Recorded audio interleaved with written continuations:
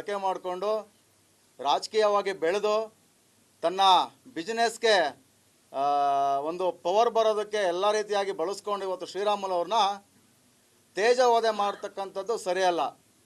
ಇದೇ ಮಾತನ್ನು ನೀನು ಚುನಾವಣೆಗೂ ಮುಂಚೆ ಹೇಳಿದರೆ ನಾವು ತೋರಿಸ್ತಾ ಇದ್ವಿ ಏನು ಅಂತ ಹೇಳಿ.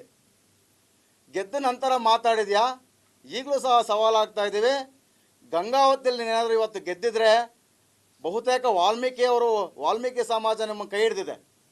ಯಾಕಂದರೆ ರಾಮುಲು ಪರವಾಗೇ ಇದ್ದೀರಾ, ನಮ್ಮ ಸಮಾಜದ ಪರವಾಗೇ ಇದ್ದೀರಾ, ನಮ್ಮ ಜೊತೆನೇ ಇದ್ದೀರಾ ಅನ್ನೋ ಒಂದು ಕಾರಣಕ್ಕೋಸ್ಕರ ಗಂಗಾವತಿನಲ್ಲೂ ಕೂಡ ನಿಮ್ಮನ್ನು ಗೆಲ್ಲಿಸಿದ್ದೀವಿ.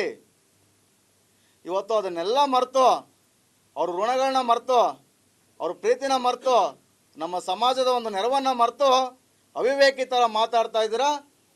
ಇವತ್ತು ಶ್ರೀರಾಮುಲು ಅವರು ನಮ್ಮ ಸಮಾಜದ ಮಾಸ್ ಲೀಡರ್. ಒಬ್ಬ ವ್ಯಕ್ತಿ 5 ರಿಂದ 6 ಲಕ್ಷ ಜನಸಂಖ್ಯೆಯನ್ನು ಸೇರಿಸಿ ಕಾರ್ಯಕ್ರಮಗಳನ್ನ ಮಾಡ್ತಕ್ಕಂಥ ಹೆಗ್ಗಳಿಕೆ ಶ್ರೀರಾಮುಲು ಅವ್ರಿಗಿದೆ. ರಾಜ್ಯಾದ್ಯಂತ ನಮ್ಮ ಸಮಾಜವನ್ನು ಸಂಘಟನೆ ಮಾಡಿ ಏನು BJP ಅಧಿಕಾರಕ್ಕೆ ಬಂದಿದೆಯಲ್ಲ ಎಲ್ಲ ಸಂದರ್ಭದಲ್ಲೂ ಕೂಡ ವಾಲ್ಮೀಕಿ ಸಮಾಜದ ಬಹುಪಾಲು ಇದೆ BJP ಅವ್ರಿಗೆ. ಇವತ್ತು BJP ಪಕ್ಷ ದಲಿತರನ್ನು ತುಳಿತಕ್ಕಂಥ ಎಲ್ಲ ಷಡ್ಯಂತ್ರಗಳನ್ನು ಮಾಡ್ತಾ ಇದೆ. ಅದೇ ರೀತಿಯಲ್ಲಿ ರಮೇಶ್ ಜಾರಕಿಹೊಳಿ ಅವ್ರನ್ನ ತಾವು ಉನ್ನಾರ ಮಾಡಿ ಮುಗಿಸಿರ್ತಕ್ಕಂಥದ್ದು ಎಲ್ಲ ಜಗಜ್ಜಾಹೀರಾಗಿದೆ. ಅದೇ ರೀತಿಯಲ್ಲಿ ಇವತ್ತು ರಾಮುಲು ಅವ್ರನ್ನ ಮುಗಿಸೋದಕ್ಕೆ ಹೊರಟಿದ್ದೀರಿ. ಯಾವುದೇ ಕಾರಣಕ್ಕೂ ಅವಕಾಶ ನಾವು ಬಿಡಲ್ಲ. ಇಡೀ ರಾಜ್ಯಾದ್ಯಂತ ನಾವು ಜನಸಂಖ್ಯೆ ಏನು ಅಂತ ಮುಂದಿನ ದಿನಗಳಲ್ಲಿ ತೋರಿಸ್ತೀವಿ. ಈ ಕೂಡಲೇ ರೆಡ್ಡಿ ತನ್ನ ತಪ್ಪನ್ನು ಅರ್ಥ ಮಾಡಿಕೊಂಡು ಕ್ಷಮೆ ಯಾಚಿಸಬೇಕು, ತನ್ನ ತಪ್ಪನ್ನು ತಿದ್ಕೊಬೇಕು. ನೀನು ವ್ಯಾವಹಾರಿಕವಾಗಿ ಲೂಟಿ ಹೊಡೆಯೋದಕ್ಕೆ ಸಮಾಜವನ್ನು ಬಳಸ್ಕೊಂಡೆ ಅಂತಕ್ಕಂಥ ನಮ್ಗೆ ಇವಾಗ ಗೋಚರಿಸ್ತಾ ಇದೆ. ನಾಟಕೀಯವಾಗಿ ಸಮಾಜದ ಜೊತೆ ರಾಮುಲು ಜೊತೆ ಸ್ನೇಹ ಬೆಳೆಸಿ ನಾಟಕೀಯವಾಗಿ ನೀನು ಬದುಕ್ತಾ ಇದೆ ಅಂತಕ್ಕಂಥದ್ದನ್ನು ನೀನು ಈ ಮುಖಾಂತರ ಹೇಳ್ಕೊಟ್ಟಿದ್ಯಾ ನಮಗೆ. ಈಗಿಂದೀಗಲೇ ಎಚ್ಚೆತ್ತುಕೊಂಡು ಕ್ಷಮೆಯನ್ನು ಯಾಚಿಸಬೇಕು. ಹಾಗೆ ಏನಾದರೂ BJP ಅವ್ರಿಗೆ ರಾಮುಲು ಅವರ ಋಣ ತೀರಿಸಬೇಕು ಅಂತ ಗಮನದಲ್ಲಿದ್ದರೆ ಈಗಾಗಲೇ ನಮ್ಮ ಹಿರಿಯರು ಮಾತಾಡೋ ರೀತಿ ರಾಜ್ಯಸಭಾ ಸದಸ್ಯರನ್ನ ಮಾಡಿ ಕೇಂದ್ರ ಒಂದು ಸಚಿವ ಸ್ಥಾನವನ್ನು ಈ ಕೂಡಲೇ ನೀಡಬೇಕು. ಇಲ್ಲ ಅಂತಂದರೆ ನೀವು ಕೂಡ ವಾಲ್ಮೀಕಿ ಸಮಾಜದ ವಿರೋಧಿಗಳು ಅಂತೇಳಿ ಈಗಿಂದೀಗಲೇ ನಾವು ಸಂದೇಶವನ್ನು ಕೊಡೋದಕ್ಕೆ ತಯಾರಿದ್ದೀವಿ ಅಂತ ಹೇಳ್ತಾ ನಾನು ಮಾತುಗಳು ಮುಗಿಸ್ತಾ ಇದ್ದೀನಿ. ಯಾರು ಪ್ರಶ್ನೆಗಳಿದ್ರೆ ರಾಜಣ್ಣವ್ರು ಮಾತಾಡ್ತಾರೆ.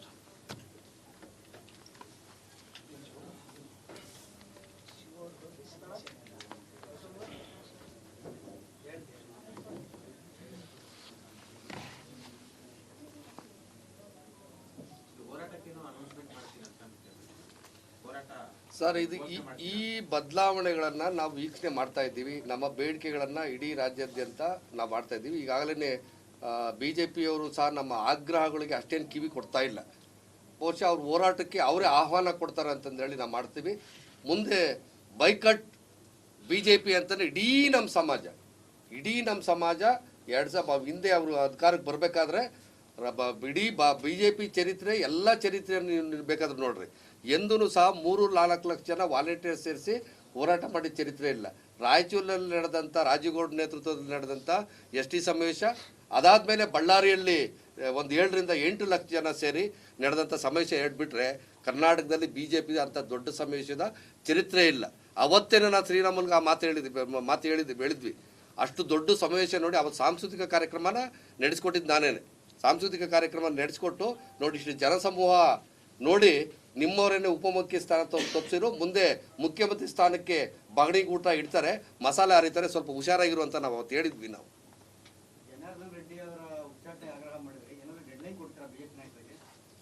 ಸರ್ ಡೆಡ್ಲೈನು ಇನ್ನೂ 1 ವಾರದವರೆಗೂ ನಾವು ಕಾಲಾವಕಾಶ ಕೊಡ್ತೀವಿ. ನಾವು 5 ಹೈಕಮಾಂಡ್ ಮೇಲೆ ಡಿಸೈಡ್ ಆಗೈತೆ.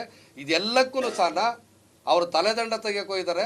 ನಮಗೆ ಮಾನಹಾರನ ನಮ್ಮ ಸ್ವಾಭಿಮಾನ ಕಟ್ಕೊಡ್ಬೇಕಂತ ಅಂದರೆ ಕೇಂದ್ರದಲ್ಲಿ ಅವ್ರನ್ನ ರಾಜ್ಯಸಭಾ ಸದಸ್ಯರನ್ನಾಗಿ ಮಾಡಿ. ಇಲ್ಲಿವರೆಗೂ BJP ತನ್ನ ಚರಿತ್ರೆಯಲ್ಲಿ ಯಾವತ್ತೂ ಸಹ ST ವರ್ಗದವರು ರಾಜ್ಯಸಭೆ ಸದಸ್ಯರನ್ನು ಮಾಡಿಲ್ಲ.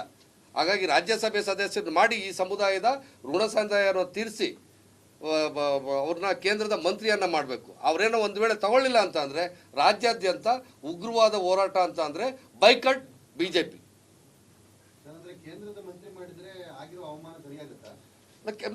ನಮಗೆ ನೋವು ಇದೆ. ಈಗ ನಮಗೆ ಆಗಿದೆ, ಅವಮಾನಗಳಾಗಿದ್ದಾವೆ.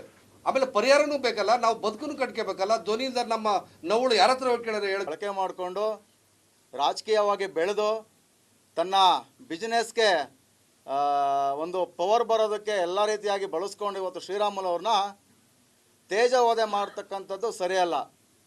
ಇದೇ ಮಾತನ್ನು ನೀನು ಚುನಾವಣೆಗೂ ಮುಂಚೆ ಹೇಳಿದರೆ ನಾವು ತೋರಿಸ್ತಾ ಇದ್ವಿ ಏನು ಅಂತ ಹೇಳಿ. ಗೆದ್ದ ನಂತರ ಮಾತಾಡಿದ್ಯಾ? ಈಗಲೂ ಸಹ ಸವಾಲಾಗ್ತಾ ಇದ್ದೀವಿ. ಗಂಗಾವತಿಯಲ್ಲಿ ಏನಾದರೂ ಇವತ್ತು ಗೆದ್ದಿದ್ರೆ ಬಹುತೇಕ ವಾಲ್ಮೀಕಿ ಸಮಾಜ ನಿಮ್ಮ ಕೈ ಹಿಡ್ದಿದೆ. ಯಾಕಂದರೆ ರಾಮುಲು ಪರವಾಗೇ ಇದ್ದೀರಾ, ನಮ್ಮ ಸಮಾಜದ ಪರವಾಗೇ ಇದ್ದೀರಾ, ನಮ್ಮ ಜೊತೆನೇ ಇದ್ದೀರಾ ಅನ್ನೋ ಒಂದು ಕಾರಣಕ್ಕೋಸ್ಕರ ಗಂಗಾವತಿನಲ್ಲೂ ಕೂಡ ನಿಮ್ಮನ್ನು ಗೆಲ್ಲಿಸಿದ್ದೀವಿ. ಇವತ್ತು ಅದನ್ನೆಲ್ಲ ಮರೆತು, ಅವ್ರ ಋಣಗಳನ್ನ ಮರೆತು, ಅವ್ರ ಪ್ರೀತಿನ ಮರೆತು, ನಮ್ಮ ಸಮಾಜದ ಒಂದು ನೆರವನ್ನು ಮರೆತು ಅವಿವೇಕಿ ಥರ ಮಾತಾಡ್ತಾ ಇದ್ದೀರಾ. ಇವತ್ತು ಶ್ರೀರಾಮುಲು ಅವರು ನಮ್ಮ ಸಮಾಜದ ಮಾಸ್ ಲೀಡರ್.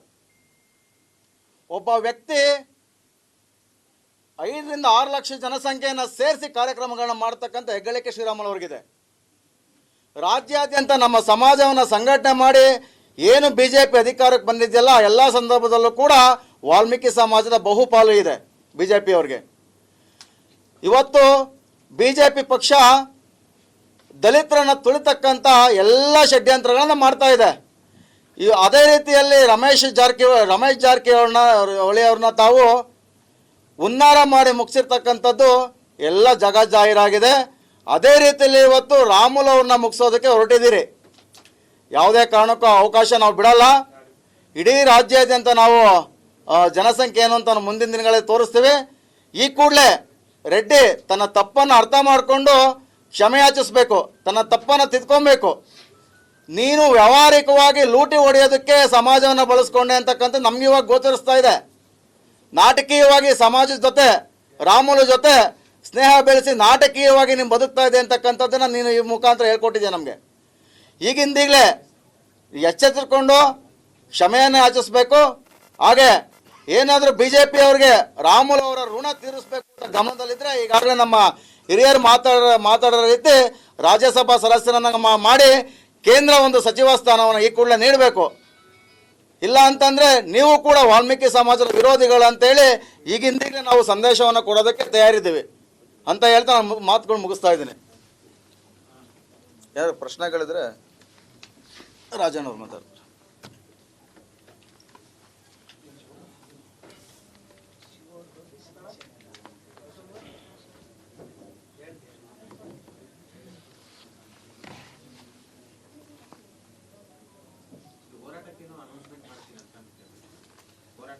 ಸರ್, ಇದು ಈ ಬದಲಾವಣೆಗಳನ್ನು ನಾವು ವೀಕ್ಷಣೆ ಮಾಡ್ತಾ ಇದ್ದೀವಿ. ನಮ್ಮ ಬೇಡಿಕೆಗಳನ್ನು ಇಡೀ ರಾಜ್ಯಾದ್ಯಂತ ನಾವು ಮಾಡ್ತಾ ಇದ್ದೀವಿ. ಈಗಾಗಲೇ BJP ಅವರು ಸಹ ನಮ್ಮ ಆಗ್ರಹಗಳಿಗೆ ಅಷ್ಟೇನು ಕಿವಿ ಕೊಡ್ತಾ ಇಲ್ಲ. ಬಹುಶಃ ಅವ್ರ ಹೋರಾಟಕ್ಕೆ ಅವರೇ ಆಹ್ವಾನ ಕೊಡ್ತಾರೆ ಅಂತಂದೇಳಿ ನಾವು ಮಾಡ್ತೀವಿ. ಮುಂದೆ ಬೈಕಟ್ BJP ಅಂತಂದರೆ ಇಡೀ ನಮ್ಮ ಸಮಾಜ 2 ಹಿಂದೆ ಅವರು ಅಧಿಕಾರಕ್ಕೆ ಬರಬೇಕಾದ್ರೆ ಇಡೀ BJP ಚರಿತ್ರೆ ಎಲ್ಲ ಚರಿತ್ರೆಯನ್ನು ಬೇಕಾದ್ರೆ ನೋಡ್ರಿ. ಎಂದೂ ಸಹ 3-4 ಲಕ್ಷ ಜನ ವಾಲಂಟಿಯರ್ ಸೇರಿಸಿ ಹೋರಾಟ ಮಾಡಿದ ಚರಿತ್ರೆ ಇಲ್ಲ. ರಾಯಚೂರಿನಲ್ಲಿ ನಡೆದಂಥ ರಾಜೀವ್ಗೌಡ ನೇತೃತ್ವದಲ್ಲಿ ನಡೆದಂಥ ST ಸಮಾವೇಶ, ಅದಾದಮೇಲೆ ಬಳ್ಳಾರಿಯಲ್ಲಿ ಒಂದು 7 ರಿಂದ 8 ಲಕ್ಷ ಜನ ಸೇರಿ ನಡೆದಂಥ ಸಮಾವೇಶ ಹೇಳ್ಬಿಟ್ರೆ ಕರ್ನಾಟಕದಲ್ಲಿ BJP ಅಂಥ ದೊಡ್ಡ ಸಮಾವೇಶದ ಚರಿತ್ರೆ ಇಲ್ಲ. ಅವತ್ತೇನೆ ನಾನು ಶ್ರೀರಾಮುಲ್ಗೆ ಆ ಮಾತು ಹೇಳಿದ್ವಿ. ಅಷ್ಟು ದೊಡ್ಡ ಸಮಾವೇಶ ನೋಡಿ ಅವತ್ತು ಸಾಂಸ್ಕೃತಿಕ ಕಾರ್ಯಕ್ರಮನ ನಡೆಸ್ಕೊಟ್ಟಿದ್ದು ನಾನೇನೆ. ಸಾಂಸ್ಕೃತಿಕ ಕಾರ್ಯಕ್ರಮ ನಡೆಸ್ಕೊಟ್ಟು ನೋಡಿ ಇಷ್ಟು ಜನಸಮೂಹ ನೋಡಿ ನಿಮ್ಮವರೇನೆ ಉಪಮುಖ್ಯ ಸ್ಥಾನ ತಪ್ಪಿಸಿರು. ಮುಂದೆ ಮುಖ್ಯಮಂತ್ರಿ ಸ್ಥಾನಕ್ಕೆ ಬಗಣಿಗೂಟ ಇಡ್ತಾರೆ, ಮಸಾಲೆ ಹರಿತಾರೆ, ಸ್ವಲ್ಪ ಹುಷಾರಾಗಿರುವಂತ ನಾವು ಅವತ್ತು ಹೇಳಿದ್ವಿ. ನಾವು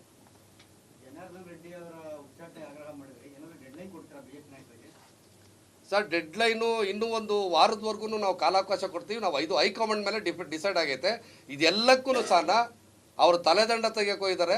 ನಮಗೆ ಮಾನಹಾರನ ನಮ್ಮ ಸ್ವಾಭಿಮಾನ ಕಟ್ಕೊಡ್ಬೇಕಂತ ಅಂದರೆ ಕೇಂದ್ರದಲ್ಲಿ ಅವ್ರನ್ನ ರಾಜ್ಯಸಭಾ ಸದಸ್ಯರನ್ನಾಗಿ ಮಾಡಿ. ಇಲ್ಲಿವರೆಗೂ BJP ತನ್ನ ಚರಿತ್ರೆಯಲ್ಲಿ ಯಾವತ್ತೂ ಸಹ ST ವರ್ಗದವರು ರಾಜ್ಯಸಭೆ ಸದಸ್ಯರನ್ನ ಮಾಡಿಲ್ಲ.